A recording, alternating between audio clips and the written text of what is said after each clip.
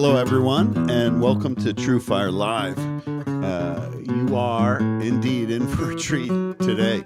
We've got Reverend Robert Jones Sr. in the house. We've just completed, over the course of 2 days, producing what we consider to be perhaps one of the most important projects we've done in the 25 years we've been doing this. Reverend calls it Blues Traditions, and he digs really deep into the traditions of the blues, the pioneers of the blues, the techniques that are still being used today that were innovated, some of them over 100 years ago. Let me tell you a little bit about Reverend Robert Jones. He plays guitar, harmonica, mandolin, banjo, fiddle. He's recorded 6 albums of his own original and traditional songs. He's hosted award-winning radio programs, Blues from the Lowlands and Deep River. He's taught music history courses at Wayne State University. He is indeed an ordained minister and Baptist pastor. And I love this quote by James Frere about Robert. He says, Robert is perhaps the world's most highly educated blues musician, an ordained minister, a longtime DJ, and a living encyclopedia of blues history. The Reverend Robert Jones is comfortable among juke joint, loud talkers, fancy-hatted church ladies, and PhDs alike. You're going to love the next hour, and as much as we've loved the last 2 days working with Robert on this project. Reverend, how are you, man? Doing real good, Brother Brad. I timed that almost perfectly, almost got to the turnaround for you. That was a nice twist there. How are you? I'm doing well. Just glad to be here and really glad to be a part of this wonderful True Five family now. We've had fun over the past couple of days, huh? We have. We've really had a ball sort of exploring this idea of what the blues is and what the blues does. And not only blues, but all of the traditional styles that come off the blues and are inspired by the blues, and that the blues in turn inspire. So it's been a whirlwind 2 days. Yeah, I mean, I in your intro talked about how and I really do think this is perhaps one of the most important projects we've ever undertaken. And, we knew, we had high expectations. We talked before, your pedigree is a mile long, but, it wasn't until you get into the groove, and you started sharing the stories and your knowledge and illustrating them, with the music, that everything seemed to gel together. I mean, talk for a moment, if you will, about, which is a thematic across the whole course, how storytelling is also a way to convey and teach history. Absolutely. Well, you've got history in books, and a lot of times those books concentrate on what the president is doing or what the kings are doing or the big national policies. But at the same time, there are things that are happening among common people. They are the farmer, the soldier, those kind of people. And their stories tell us as much about history as the history books. But those things are rarely written down. That's what happens when your mother tells you about her father or your grandmother tells you about her father. So, one of the things that I've been blessed to do is to be invited to the National Storytelling Festival in Jonesboro, Tennessee. And one of the first voices I met there was a woman by the name of Miss Catherine Wyndham. And she lived in Selma, Alabama, and she loved Selma. My association, my thought about Selma, my family had come from Alabama, but my first memories of Selma were violent memories, looking at Walter Cronkite reporting on Dr. King marching through Selma and having dogs and water hoses, And so, but she loved Selma, and so she's telling all of us, 4,000 people in a tent, about what it was like to be a little girl raised in Selma in the early part of the 20th century. But then she ended that story by saying, these are your stories, and if you don't tell them, they get lost. I started thinking about a story that my grandmother told me about her father, called him Papa, but his name was Will Cunningham. And so then I have music, I have verse. I can take that kind of unwieldy story and put it into verses and communicate, something about a man I saw only one time. And I can think about how the world has changed since my great-grandfather walked the earth in Alabama, in Connecticut County, and it became this.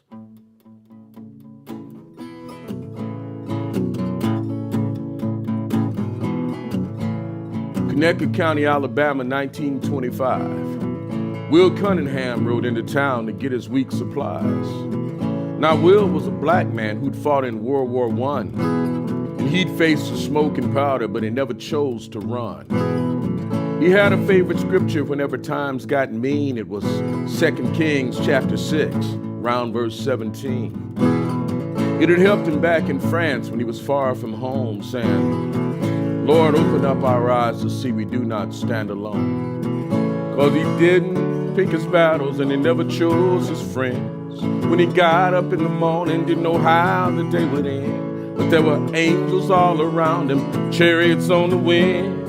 And he who stood with him were more than those who rode with them. Now, Will was my great-grandfather, and he never learned to bow. When other black men stepped aside, Will never figured how.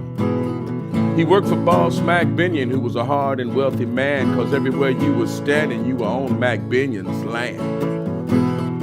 Mac Binion was a white man, but all white men weren't the same, and some would curse you and abuse you and call you out your name. Well, that's the kind Will met that morning when he stepped into the store, just a ball of hate and evil, and very little more. But he did not pick his battles, and he never chose his friends. When he got up in the morning, didn't know how the day would end. But there were angels all around him and chariots on the wind. And those who stood with him were more than those who rode with them.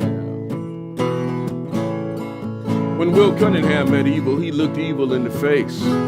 Evil says this is the kind of nigger you gotta put back in his place. So he slapped my great-grandfather to teach him by degrees, but Will answered him with a straight right hand that knocked evil to his knees. It was still Connecticut County back in 1925, and you couldn't whoop a white man if you wanted to stay alive. So Will got back on that wagon and he headed out for home. He didn't want Henrietta and the babies to meet that storm alone. But he did not pick his battles and he never chose his friends. When he got up in the morning, didn't know how the day would end. But there were angels all around him and chariots on the wind. And those who stood with him were more than those who rode with them. Well, evil got his mob together and they passed around the cup. And they said, along about midnight, we'll go string that up. And the evil had the rifles, and the evil had the rope. And Will had a shotgun, but he didn't have much hope. Then Boss Mac Binion showed up with his pistol in his hand. He said, I heard y'all gonna try to lynch my hardest working man.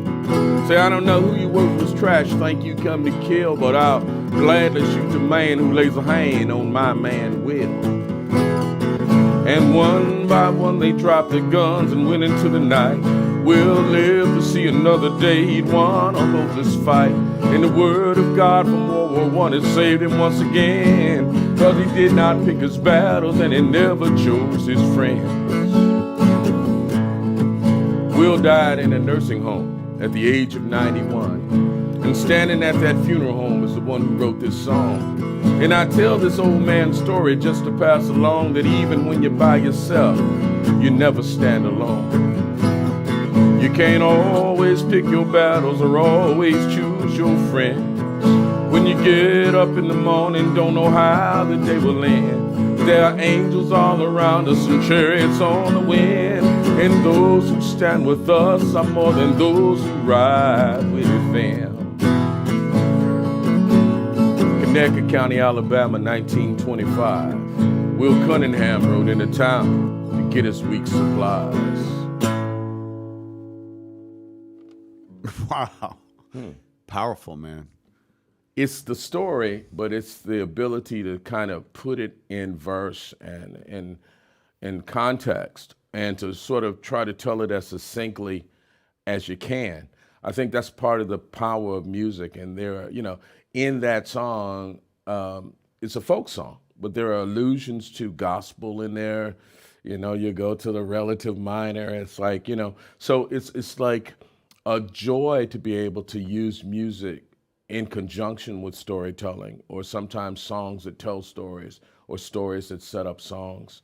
And that's really been a big part of my whole experience with doing music on stage. I didn't have a big repertoire when I started, so I would sometimes tell stories about the personalities of the songs, or how I learned the songs, or why I learned the songs. And when I got a bigger repertoire, people said, keep the stories in, man, we like the stories. So I call myself a storyteller who uses music. And very effectively, I might add. That was the real, I would say, not even the icing on the cake. That was the cake in this project. What we're going to do now? Listen, the teaching is awesome in this course. You're an extraordinary educator. You're a phenomenal singer and musician. But your ability to, tell the story, to paint the background and give meaning to not just the words, but even the chord choices, the finger picking patterns, that really, I think, drives home the lesson, and teaches us more about, the history of the culture, the history of the music. It's special. I realized growing up as a kid, my grandmother loved music. She had this big, gigantic Magnavox, console television record player thing. And she loved many kinds of music. Can't say I never heard her like playing Wagner or anything, but she liked a lot of music. And it didn't matter to her whether it was sacred or secular. So I grew up listening to the likes of Muddy Waters, but I'd listen to James Brown. I'd hear Reverend James Cleveland, the Soul Stirrers, all of that stuff. And then when I went to college, I had the opportunity to work at a public radio station, and they had this massive library of blues. And I would read these liner notes and realize that there were people studying my music, ergo studying me. And I thought, maybe we should study ourselves. Maybe we should go back and not necessarily be defined by the people who discovered this music, but maybe we should also consider the opinions of the people who created this music. And it kind of did something to me about 35 or 40 years ago, and I'm still on that journey. Well, we're very thankful you let us come on the bus with you here. Thank you. This is the first of many Reverend and the gang here have talked about. We've got a lot of work to do, I think, Let's show off some of the cool things we've got in this first course of yours. You talk about the Piedmont roll pattern, okay? And, in most courses, someone might say, hey, this is called the Piedmont roll pattern. Here's what it is. Great. Why don't you show us and tell us about the Piedmont roll pattern? Give them a taste for what we do in this project. So maybe about 30 years ago, I ran across a guy by the name of John Cephas, Bowling Green John Cephas, harmonica Phil Wiggins, probably better known as Cephas and Wiggins. And he was teaching like a blues workshop. And I had been, sort of messing around with the guitar for a while and played most things with my thumb. It was kind of...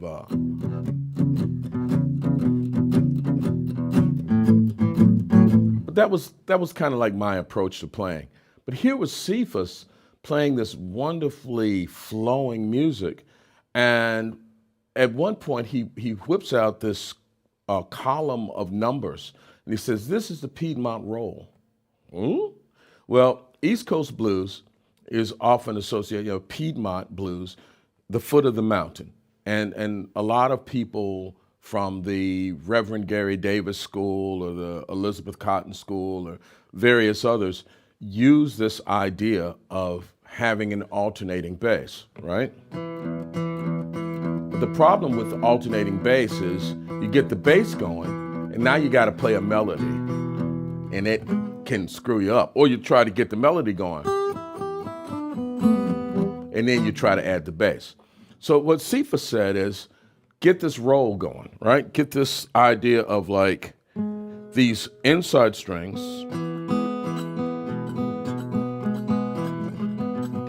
this pattern, right? Then add the first string, and then add the sixth string. So in a sense, you're playing an alternating bass, and you're addressing the top two strings, which is usually where your melody is, right? So if you damp the strings so that you're not playing a chord, you hear this, right? That's what you're dancing to. That's what you're putting your foot to, right? But when you add the chord, now you've got the potential for a melody, right? So I think about someone from Texas, like Blind Lemon Jefferson, who might do something like this.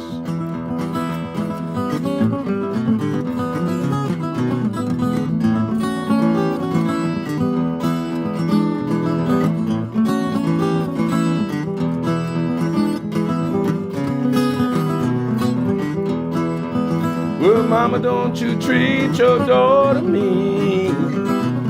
Mama, don't you treat your daughter mean. Well, mama, don't you treat your daughter mean. You're the meanest woman a man most ever seen. So that is Piedmont Roll in Texas. But the thing that's cool about this is get that pattern going, and you can use it for a number of regional styles. Let's say you go to the key of C, and you're playing a Mississippi tune.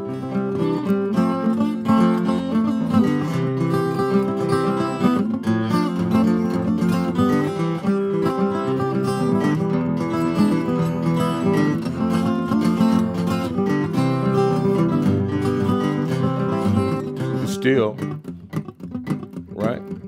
Let's say we take it to North Carolina.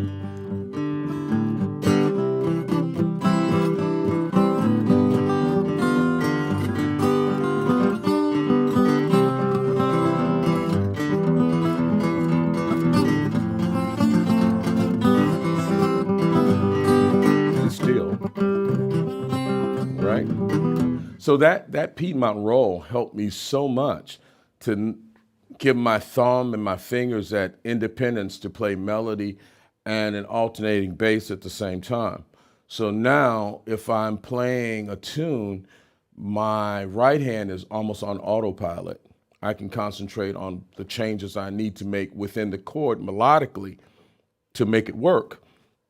And it really freed me up. And so John always said, just 3 things you need to know about the Piedmont roll: practice, practice, practice.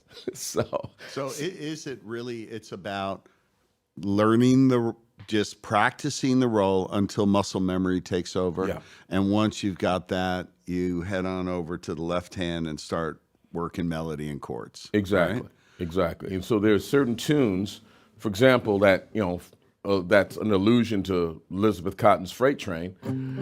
If you're holding that chord, you go.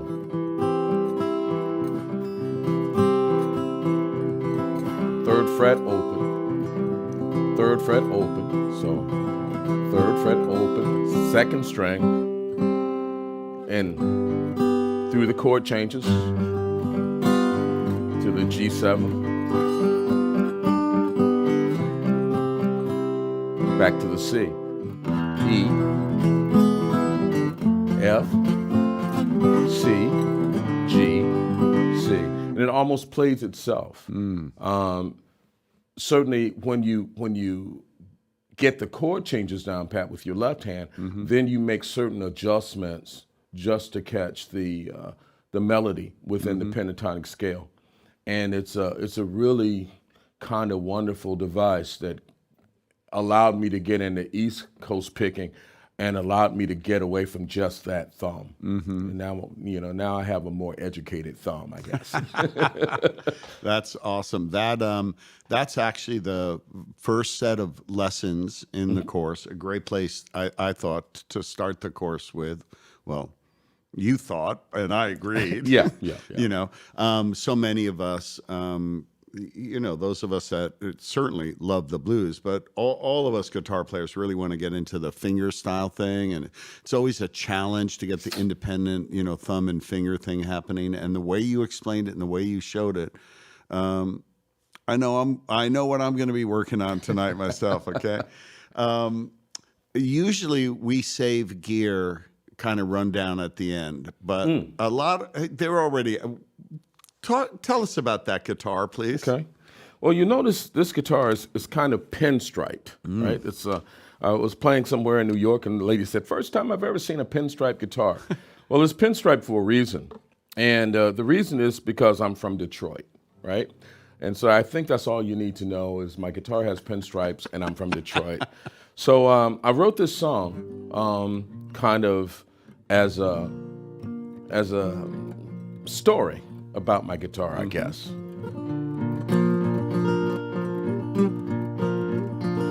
This old house was built on Trumbull Street back in 1910 when the whole world worked for Henry Ford. He was the poor man's friend. Detroit money built it, but it outlived the fame of a city that put the world on wheels and gave Motown its name. But when you come from Detroit, you have to know, my friend, that you cannot surrender and you dare not give in. And even when you're broken and you're almost at the end, know that if you save the pieces, you will rise again. Milton Smith lived in this old house for almost 60 years. And it had its share of singing, and it had its share of tears. Through the Coolies and Hernandezes, time would take its toll. 2012, they took her down, 102 years old. But when you come from Detroit, you have to know, my friend, that you cannot surrender, and you cannot give in. And even when you're broken and you're almost at the end, know that if you save the pieces, you will rise again. I'm just a Detroit storyteller, but I travel near and far. And a Detroit storyteller wants to play Detroit guitars. So I met a builder named Zimnicki, a man of awesome skills. Arch tops, flat tops, ukuleles, ain't nothing he can't build. Say, got something I'd like to show you, and I think it's kinda sweet. See, I built this from this old house that used to stand on Trumbull Street. I used maple from the floorboards, walnut from the shelves, and this top is from a ceiling joist that I cut and cleaned myself. Now I play a Detroit guitar made of 100-year-old wood, and I got to tell you, she sings mighty good. 'Cause when you come from Detroit, you have to know, my friend, you cannot surrender and you dare not give in. But when you're broken and you're almost at the end, know that if you save the pieces, you will sing again. Know that if you save the pieces, you will sing again.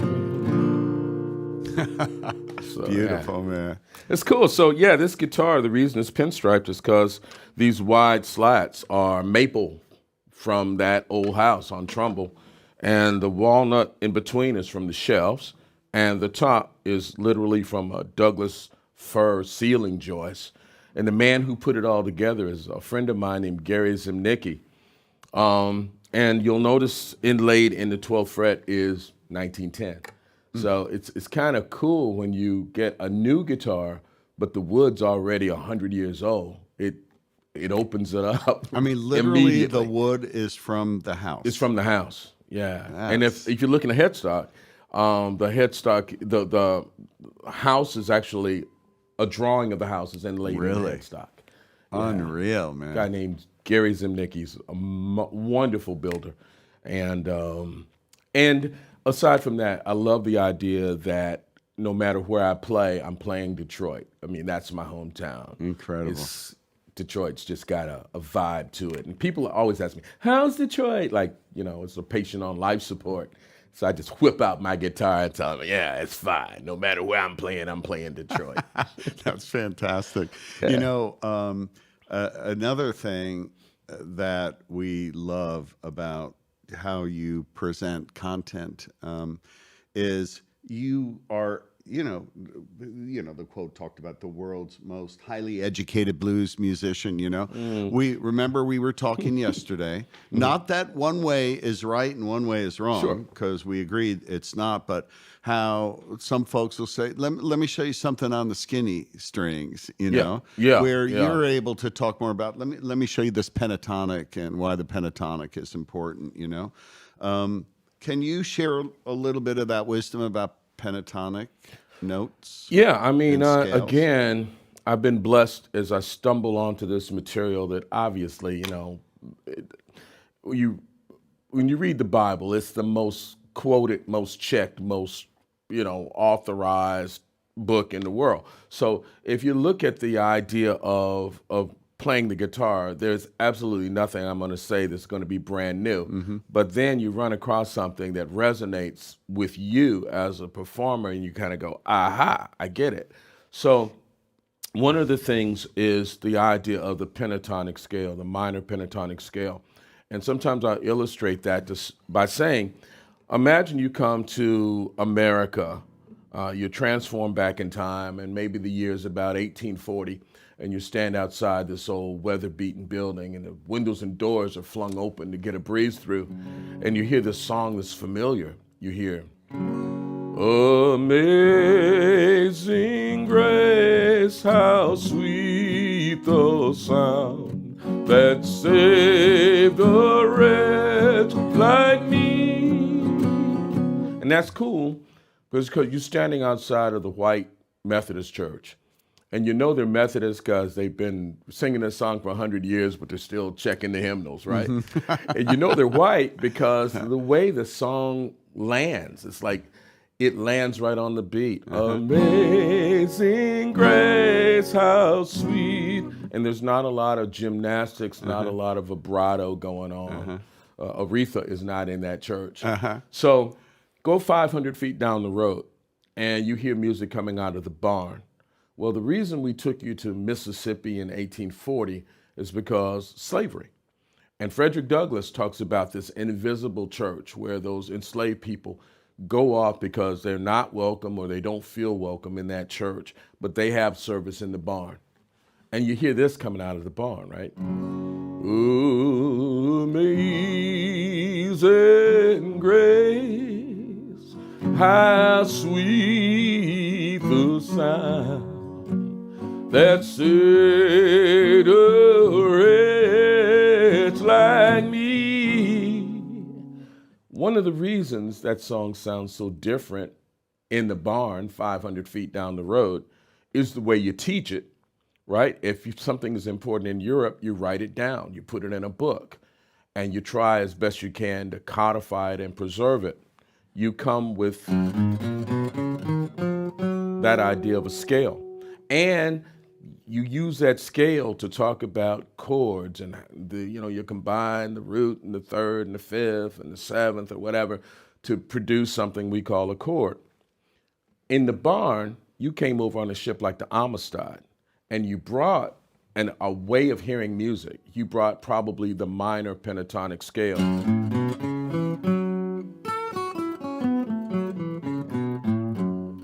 So when you come up to the third in that Amazing Grace, you can use the African or you can use the European or you can mix both, right? Amazing Grace. For a guitar player, you want to take advantage of the fact that the strings bend.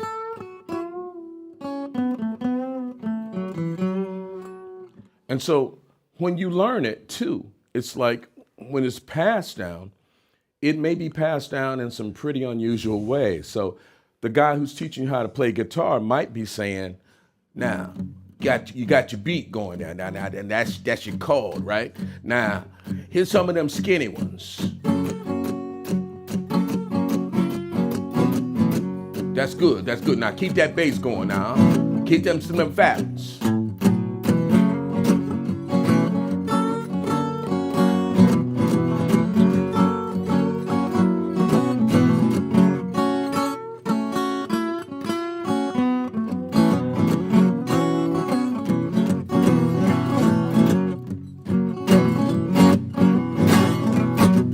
And so that process is so kind of holistic and very hard to write down. It's like, how much bend do I do? Right.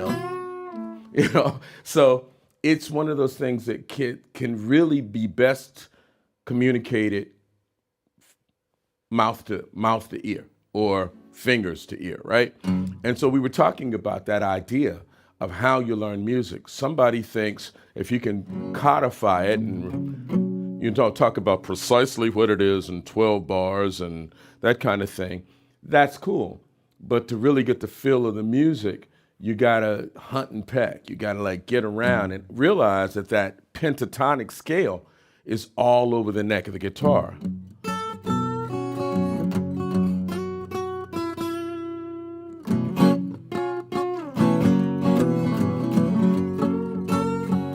Or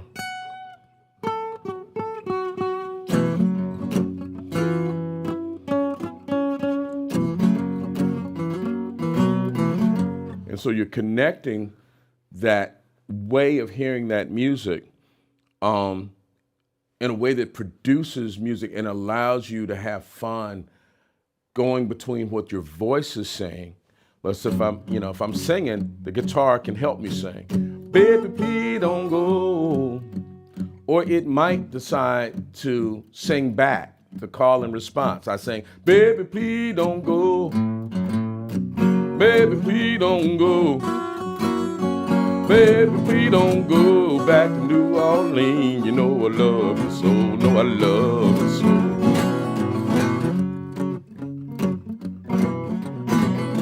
And then there's also the idea that in West African culture, the drum was the most important instrument. Still is.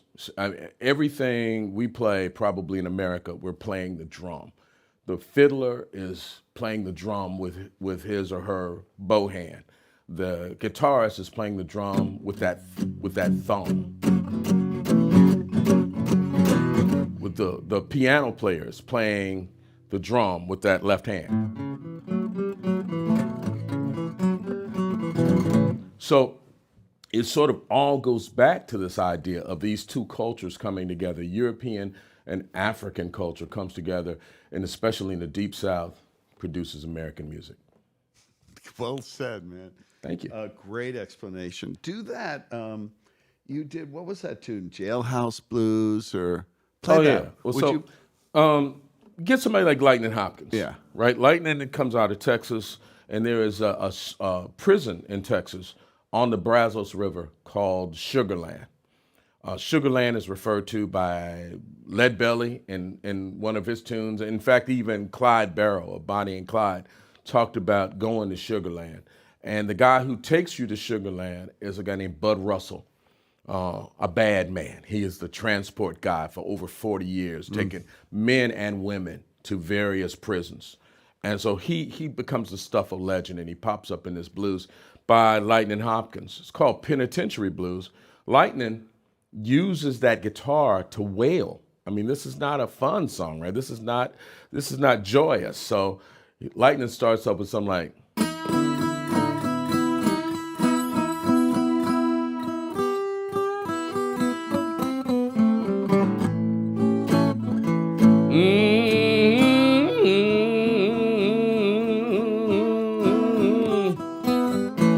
big razzles, here I come.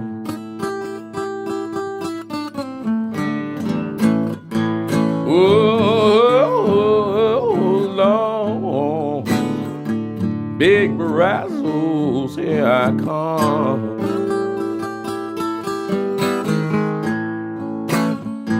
You know I'm doing time in a penitentiary, and it ain't a thing that I have done. Lord, you should have been on the brazos back in 1910. But Russell drove them pretty women like he did them ugly men. I said, whoa, big brazos, here I come.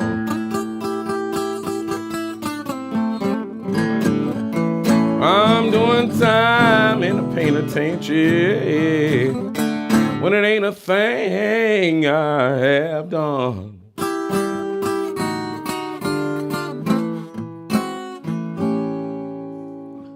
So, I mean, that's that pentatonic, man, through Texas. And it shows up in almost anywhere there's blues, anywhere there's jazz, anywhere there's gospel. The pentatonic is in there. You know, it's spirituals. It's like, stand by me, Lord, stand by me. Oh, stand by me, Lord, stand by me. Oh, while I'm on this, oh, teacher's journey. Oh, you know I want Jesus, yeah, to stand by me. It's all the same stuff. Yeah. It's all that pentatonic is getting in between and getting the guitar to sort of sing with you. You've got some shout outs from Atlanta, Colorado, Montreal, Virginia, Michigan, Florida, Los Angeles, Ireland, Mexico City, Texas, Amsterdam, Portugal, Brazil, and Spain, all online right now. That is amazing. Yeah. So it always, you know, we talk about, you know, the music's the universal language, you know. Here's other music lovers, blues players in different time zones around the world, you know, congregating here, right? Isn't that amazing? That is what makes the 21st century like the most exciting century around. And it also makes it scary, though. When you think about some of these artists are online, some of these examples are online. And one of the reasons I love throwing out some of these names is I'm hoping people go back and Google, you know, Lemon Jefferson or Lightning Hopkins and that kind of stuff. But now we have the music everywhere, but we don't have a lot of context. That's right. So, you know, one of the things that I really love about True Fire and being, you know, part of this family is you can provide some context to this music. And, you know, some music is not, let's say, you know, you listen to a piece by someone like Hughley Ledbetter, and it's, you know, you hear like, whoa, Hannah, Hannah, oh Lord, gal, well, oh Hannah, Hannah, oh Lord, gal. I mean, that's a work song, right? Right. So it's got to have that steady beat rhythm, because in that context, that you don't want to make that, oh Hannah, Hannah, oh Lord, gal. You know, it does violence to the song. Right. So if you understand the context that produced the music, then you can be more authentic about presenting it. And you get away from that idea of appropriation, because it's there for everybody to enjoy, but just respect the source and respect the context. And I think people dig it.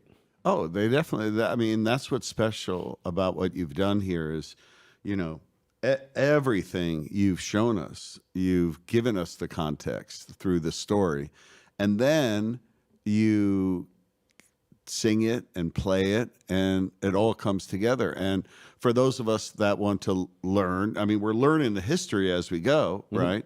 But, you know, with that knowledge and understanding, I think you can play the music a little bit better if you understand what it's all about. Absolutely. Right? You know, I benefited from learning from a lot of people who were there on the spot. One of my mentors, one of my friends is Roy Bookbinder. And Roy talks about being with Reverend Gary Davis, being his lead guy. And that's invaluable to sort of trying to get into Gary Davis's music, because nobody, including me, plays like Gary Davis. But we all have fun trying. You know what I'm saying? Right. Yeah, so it's great. So, what I didn't talk about in the intros, also a pretty special part about you. Besides all your awards, you won that Kresge Arts Fellowship just last year? Yeah. 2018. In recognition for your work in music composition and performance. You've won Keeping the Blues Alive Award. You're the featured storyteller at the National Storytelling Festival. Outstanding Artist Performer, Detroit Music Award. You get a lot of recognition, don't you? I do, and I appreciate that. Well, it's well deserved. Well, and thank then, by the way, you've got to check out Reverend's site. It's incredible. All this stuff is up there.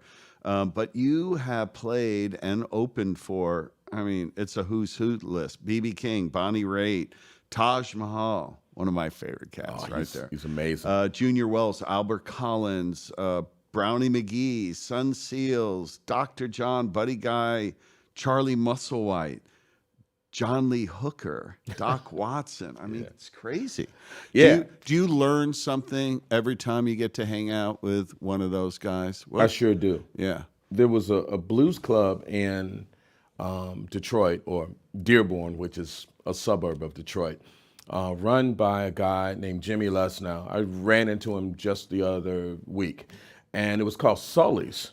And a lot of the nationally known blues acts would end up performing either at Sully's or a place called the Soup Kitchen Saloon. Neither place is around anymore. And the Soup Kitchen Saloon had the distinction not only of being Detroit's premier blues club for a while, but also they had chili that was called Capital Punishment. So, I love that, man. So, but these guys would come through, and fortunately being an acoustic act, which meant guy, stick a couple microphones in front of him and give him a chair. I didn't need a back line. I didn't need an amp or any of that stuff. I was an easy guy to move in and then move out. And after I do my opening set, I'd sit there and get my tutorial, right? Watching some of the greatest people who had ever done it, do it. Yeah. And I think that experience was, for me, wonderful. And it was kind of like going to school, going to college, as you meet these different personalities and see not only their storytelling, but their stagecraft. And some of them were really great in connecting to an audience. Some of them were terrible, but it's okay. They were all these icons of American music. And all important. Yeah. Definitely. Let's do a couple of questions. How about that? Sure. George, I'm not going to try to pronounce your last name, George. I don't want to mess it up. But he says, do you still get nervous playing on stage, Rev? And how do you get rid of it if you do? Absolutely. I think if you get, I'm a little nervous now, right? I think if you get to the point where you don't have any nerves, you're doing it wrong. You've become too full of yourself. But what I do is I kind of step into this personality. Robert Jones, everyday Robert Jones, is not necessarily the most confident guy in the world. But also I preach in a church. So that means you've got to step into whatever it is that you're doing. And when you're in the pulpit, you're the preacher. When you're behind this mic, you're the teacher, or you're the musician, or you're the storyteller. And that person is slightly different from the guy who's at home with his, with your wife going, you still haven't taken out that garbage. So you develop this persona, if you will. Yeah. You step into it, and it helps you get through it, and then you step back. But it's okay to be a little nervous, right? Oh, absolutely. Yeah. It's like if you think that you got it down pat, that's when you're headed for a downfall, I think. you know. Let's see, from Carrie, another last name I don't want to mess up. Tell us about those finger picks. Do you do anything special with the one on the index finger? Yeah, I get fairly heavy gauge finger picks. Like this one is a 25, well, 025, and I kind of just bend them until they stay on, until they grip tight enough to stay on, but not so that they're cutting off any circulation or anything like that. And I've heard people talk about boiling picks, and I've never done that stuff. I just get a fairly heavy pick, try to mold it on this finger.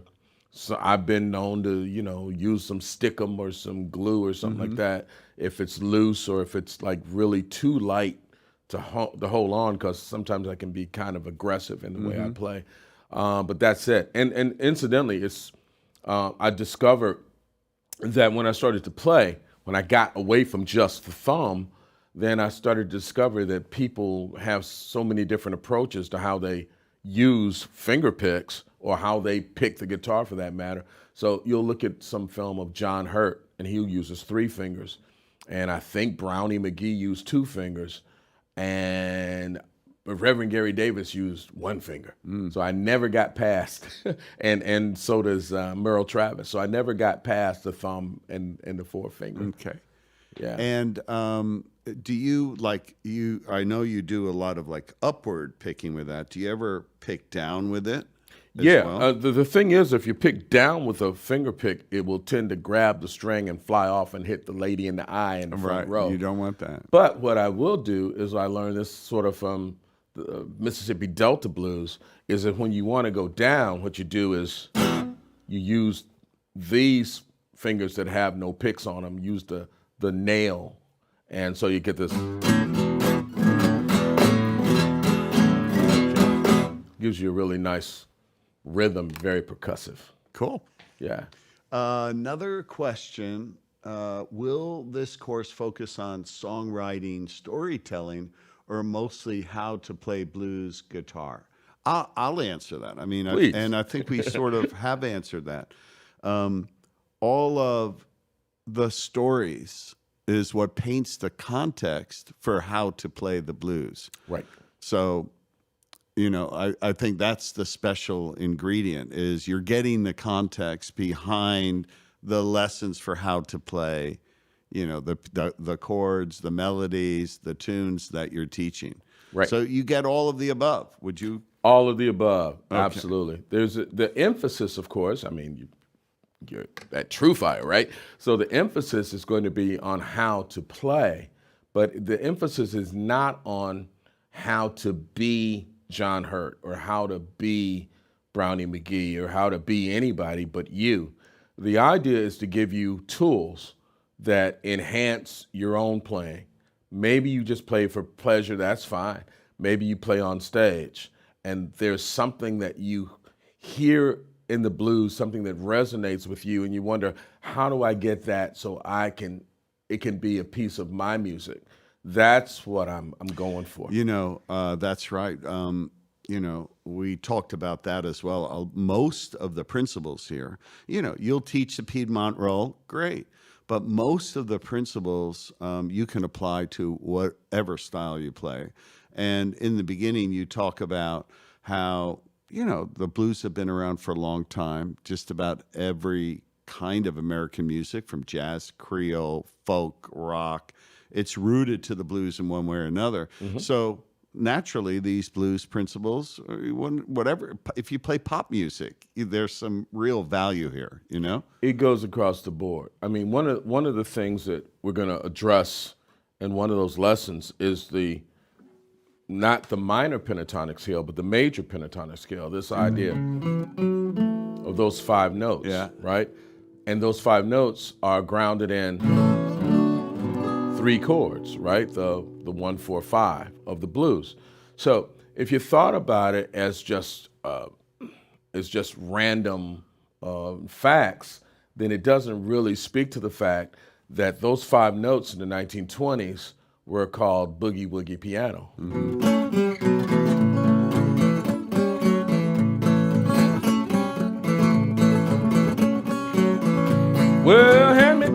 jumper? Won't you iron my overalls? Won't you hand me down my jumper? Won't you iron my overalls? I'm about to catch a train, what they call a cannonball. And that was hot stuff in the 20s. But by the time the 1930s rolled around, America's in a Great Depression. And a lot of those boogie-woogie piano players are moving into black churches. All of a sudden, black church music starts swinging like boogie-woogie. They don't call it church boogie-woogie, call it gospel. This little light of mine, oh, I'm gonna let it shine. This little light of mine, I'm gonna let it shine. This little light of mine, Lord, I'm gonna let it shine. Let it shine, let it shine, let it shine. Same 3 chords, same 5 notes. Move it to 1935, you get like Bill Monroe in Kentucky inventing something called bluegrass. But he gets a guy named Lester Flatt on guitar, and Lester plays the G-run. That G-run is played with a flat pick. So you end up with songs like, going down the road feeling bad, Lord, I'm going down the road feeling bad. I'm going down the road feeling bad, Lord, Lord, and I ain't gonna be treated this way. Yeehaw! Right? Same 3 chords, same 5 notes. Move to 1948, you get Ray Charles inventing R&B. Runs out of songs one night about 50 years ago, and he says to the band, that sang back to me what I sang to you. He said, okay, and he goes, hey, oh, hey, oh, hey, hey, yo, tell me what I said. Tell me what I said. Tell me what I said, Lord, tell me what I said. Same 5 notes, same 3 chords. Move to 1955 and you got a kid on the television on Sunday night going, serve 1 for the money, 2 for the show, 3 to get her ready, now go cat go, don't you, fasten my blue suede shoes. You can do anything but say off my blue suede shoes. Same 5 notes, same 3 chords. Then think about this. In the 1950s, people were not listening to each other's music. Well, kids were. The adults were worried about race mixing and miscegenation in the South.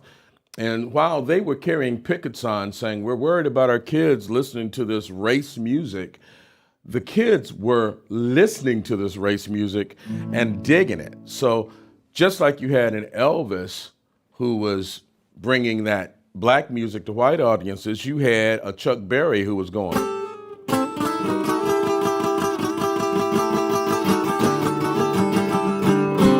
Down in Louisiana, down in New Orleans, back up in the woods, I'm on the evergreen. Stood in an old cabin made of work and wood, where a little boy named Johnny B. Good. Little boy could never read or write so well, but he could play the guitar and like the ringing of bells. And go, go, Johnny, go, go, go, Johnny, go, go, go, go, Johnny, go, go, go, Johnny, go, go, go, yeah, Johnny, be good. Same notes, same 5 notes, same 3 chords. So it goes to even the 1960s where you might be down in the deep South in Mississippi or something and have a dance and the kids are separated by a rope to keep the white kids and the black kids from dancing together. But when those kids hear those 5 notes coming from Detroit and they hear what those kids do with those 5 notes, those kids tear down the rope themselves and dance together. I got sunshine on a cloudy day. When it's cold outside, I got the month of May. Well, I guess you say, what can make me feel this way?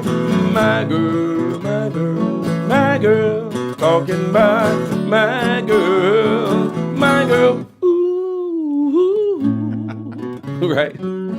So a lot of times I will go into a classroom, either myself or me and my partner, and we'll do that thing we call the 5 notes. We're going to address that in our teaching video as well.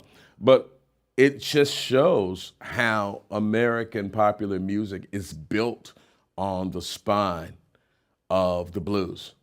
And if you understand the blues, you understand a lot of different kinds of music, not just black music, but white music, and music you would never think had anything to do with the blues. But of course, Bill Monroe knew the blues because he knew a guy named Arnold Schultz, and his Uncle Pen was a soulful fiddler, and all of that kind of good stuff. So that's part of the journey that we're going to be on in this series. Absolutely. That was phenomenal. Oh, thank you. Folks, let's see, a couple of comments. Giving me goosebumps. We are in the presence of greatness. What a great day to be alive. I mean, you're doing wonderful things for the history of music, not just the blues, and for all of us that are, learning to play. And it never ends, does it? The learning to play. It absolutely never ends. That's the most wonderful part about this is like you'll discover somebody, and they've been there all the time, but it, you don't get the call until you're ready. And you'll discover somebody who is such a major part of American music, and you're off, right? You're like, oh my God, I got to learn how to play this, or I got to, what are they doing? It usually starts off for me with, what are they doing? And you take this thing, and if you've got certain basic elements, now you know how to look for things. If you see this old video of this guy and he's playing in the key of E, but his hand is not up here and it's not down here, and it's somewhere in the middle, you think, oh, he's playing E. That gets you close, right? And the A and the B. Whereas if they were playing here, it'd be. And so just having those tools of how to learn is, to me, amazing. It really helps you educate yourself, and if you find a piece of music that touches you in a certain way, now you have permission and you have the tools to learn it. There are a lot of tools available to anybody who wants to learn how to music. A lot more today than there were certainly when I was growing up. Right? Goodness, man. I remember the little scratchy tab the guy's hand write out. Yeah. Is that an 8 or a 3? Right. And then you learn it and you realize the guy wrote it wrong. It was like totally go not back. right. I'm older than you. We've established that. So I remember back in the day, taking vinyl records and slowing them down with your thumb to try to pick out lines that are out of pitch and warbly. And, look at what we do today, the tab, video sync, and Reverend, answer this question. This is a good question at this point. The question from Thomas Forrest. Question for Reverend Robert. For someone who doesn't know a lot of blues, where would you start? With modern players and work back in time, or start with the earliest recordings? I would say start with the stuff that resonates for you. I used to have a radio show in Detroit on a public radio, WDT, and there were certain records I would try to point people, toward. There was one called Great Bluesmen at Newport, which was a big sample across the spectrum of American blues music. And you'd have people as diverse as Muddy Waters, Son House, Brownie, Sonny and Brownie. You'd have, Big Maybelle. You'd have just this whole conglomeration of Elizabeth Cotton. And then once you heard something that worked for you, then you kind of could take off on that tangent. And one of the things that's great now in the 21st century is if, let's say, you find Sister Rosetta Tharpe, and it's like, oh my God, this is wonderful. This beautiful middle-aged black woman in a dress wearing a Gibson, playing a Gibson SG with blonde hair. I gotta, boom, you start to type in Sister Rosetta Tharpe. Next thing you know, you've got other film clips, you've got references, you've got somebody who compares her to Chuck Berry because Chuck Berry took an influence from her. You've got all the people, you've got Memphis Minnie, you've got all of these great references that you can just get lost in, right? We didn't have that. We didn't have that when I was a kid. So that's my long answer. It's like find the thing, go and sample around, find a nice anthology, and then find the stuff that works for you. That's such a great answer.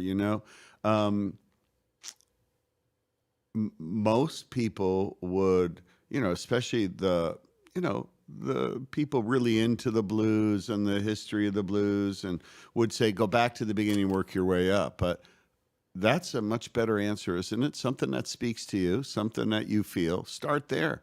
Yeah. And work your way back or forward, whichever way, Absolutely, because sometimes you'll get into that, I've got to start at the beginning with the authentic people. And you run across somebody who's going, and you go, I can't, that's the blues, forget about it.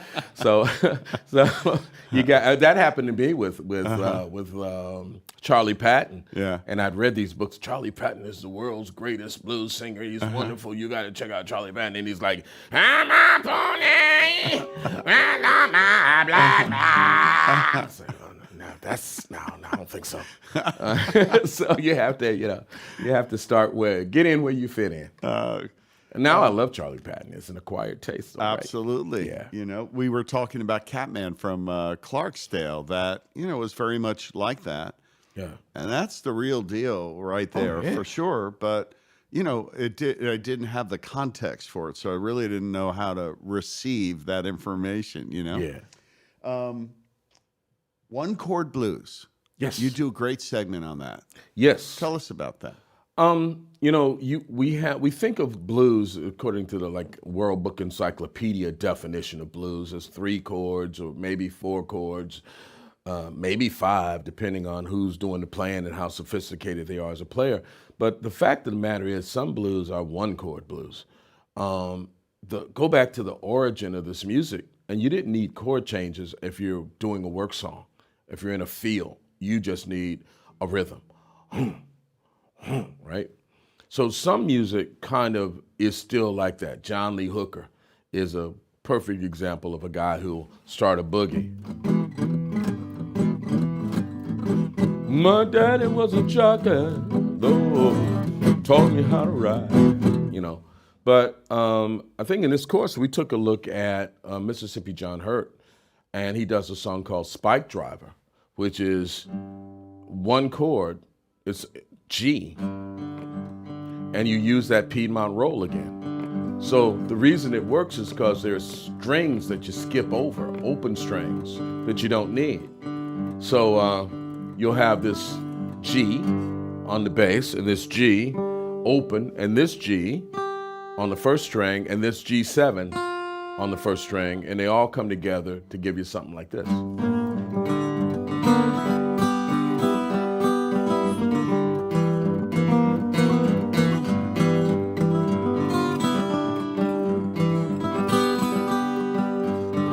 Take this hammer, kid, to the captain. Won't you tell him I'm gone? Tell him I'm gone. Tell him I'm gone. It's a long way from here to Colorado. Honey, that's my home. That's my home. That's my home.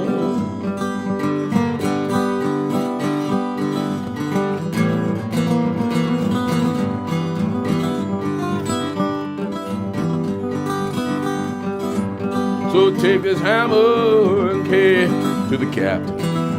Won't you tell him I'm gone? Tell him I'm gone. Tell him I'm gone. Right? He can go as long as he needs to go to tell that story and unfold those verses about John Henry, which, strangely enough, is like somebody went back and did a song called, did a book called John Henry's Steel Driving Man, talking about his story.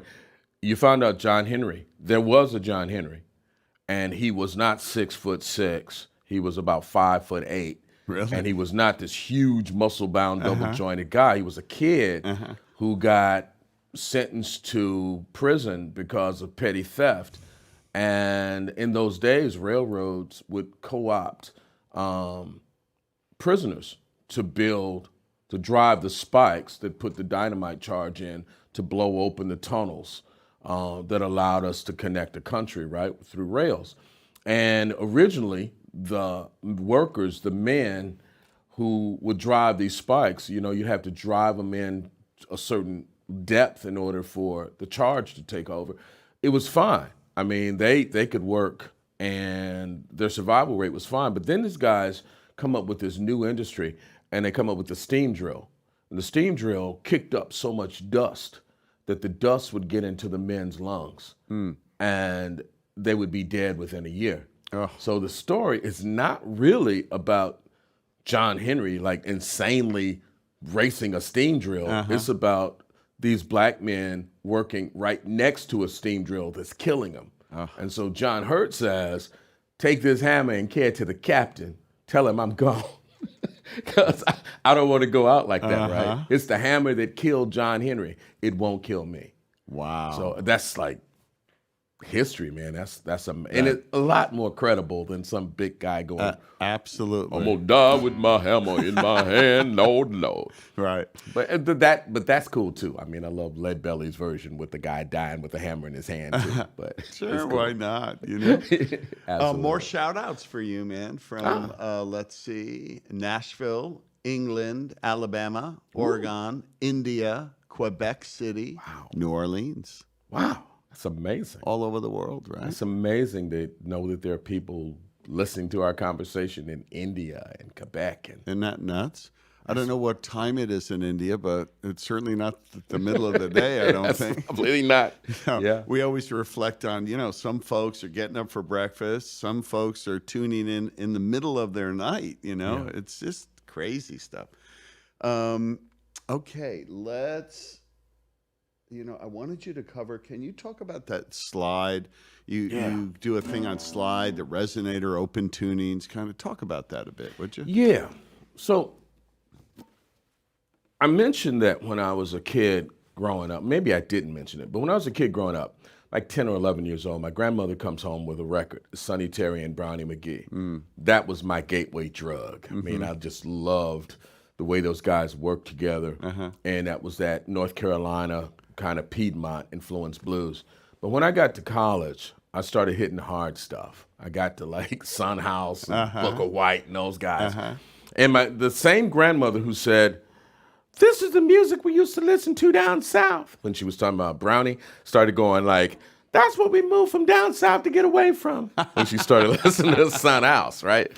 But for me, Son House actually lived in Detroit, died in Detroit, and is buried about 2 miles from where I live now, in a cemetery called Mount Hazel Cemetery. And Son played a resonator guitar. And I saw a photograph of him, probably taken by Dick Waterman back in '64 or something. And I thought, this guy looks like he can sing from a photograph. So I start scouring the universe looking for one of these guitars, and as fate would have it, as God would have it, a friend of mine sold me this one over 30 years ago for I think it was $150 for this particular guitar, right? Jeez. And he's like, take 75 now, and I'll pay 75 later. But it's the best 150 I think I ever spent. I bet. It's 1934 National Resonator guitar. Wow. And it is kind of like the weapon of choice for some Delta blues cats. So I think about Son and that song he does called the Death Letter Blues. It's one of my favorites. But you got to know that the lick that Son does is not Son's lick. It's like we get into this course and we realize that this music is modular, that you'll have a one part. In one song, it'll be that. Go to the 4.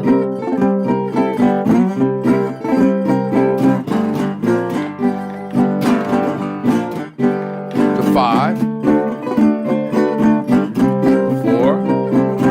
Back to the 1. So Son might use that for Death Letter, or Howlin' Wolf might use it for Little Red Rooster. Or Robert Johnson might use it for working in the morning, feeling round for my shoes. That you know I had them mean old walking blues. I woke up this morning feeling round for my shoes.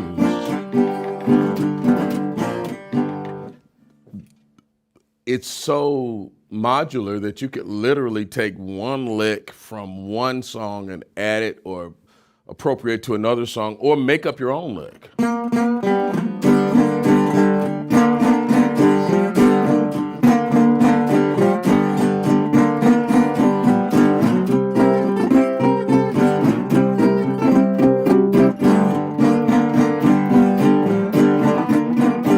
So when you start to think about that, the music in that way, it belongs to all of those people, but it doesn't really belong to any of them. You know, they don't have exclusivity on it. So think about a song like Son House's Death Letter Blues, and sometimes, again, I'll go into a classroom, we'll go do an assembly, and you'll give them a little taste of Son House's Death Letter Blues, which has got some great images in it. It's like,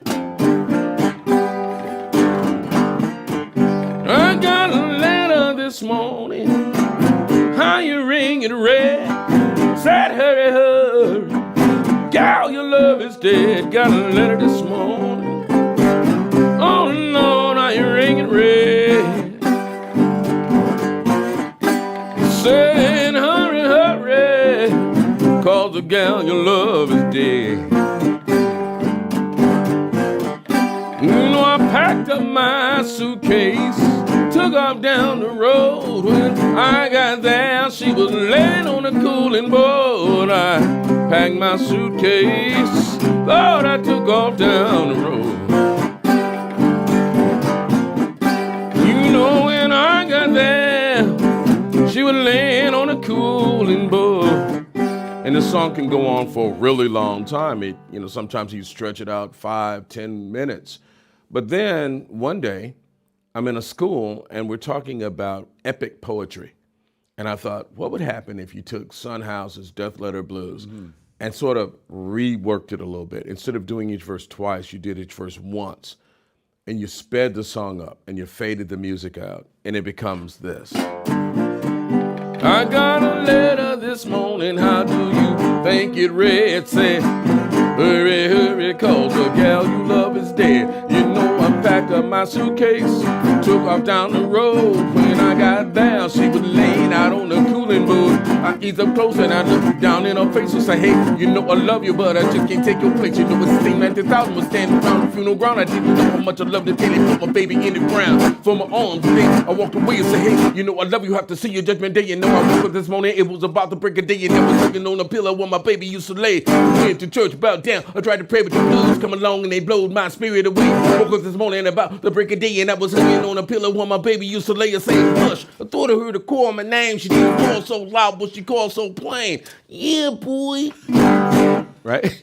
So it's like all the little middle school goes, oh man, that's wonderful. Did he know Tupac? It's like, no, man, no. But that's the idea we were talking about, the connectivity of blues. It's like that forms the basis of hip hop. That forms the basis of rock and some forms of pop and all that kind of stuff. So I love that idea of utilizing the slide to rhythmically and to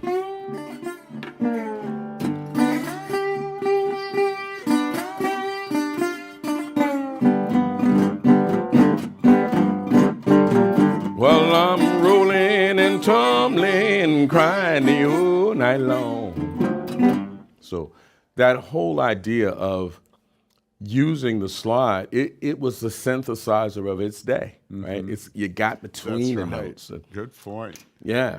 So it's it's been a ball, just in the last couple days to put together this first course, and I'm just looking forward to digging deeper and deeper into that catalog of the blues. Yeah, and you've been working on kind of a book and a concept. That's something you've been. And we've explored together how, and you still should do the book for sure. And I hope Working on it. you do.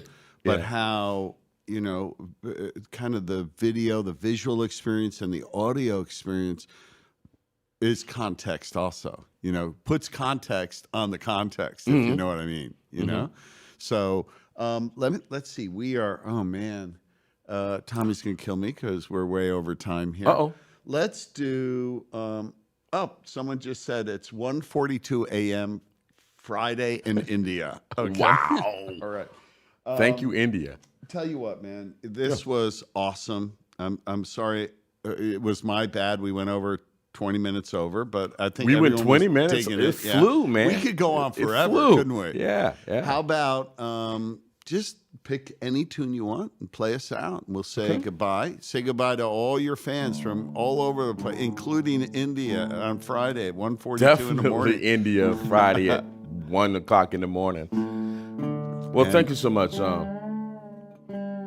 I'm really looking forward to the relationship as, with True Fire. I think I've been here long enough to see it really is a family, and we've got some of the greatest artists around teaching this stuff, and I'm just count myself blessed as being, hanging out with these folks. I like this song by Blind Willie Johnson because it really doesn't. Willie Johnson recorded it as a moan, but this is a moan that's on the Voyager. It's on the golden record, and it's flying across the universe. This is the time we're living in, right? So it's a song called "Dark Was the Night and Cold Was the Ground."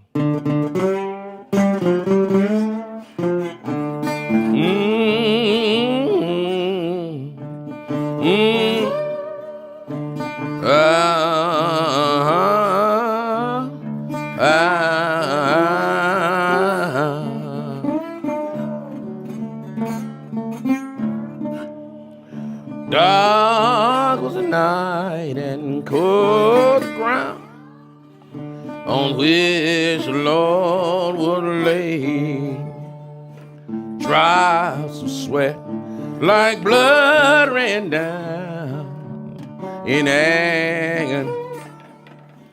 agony he prayed.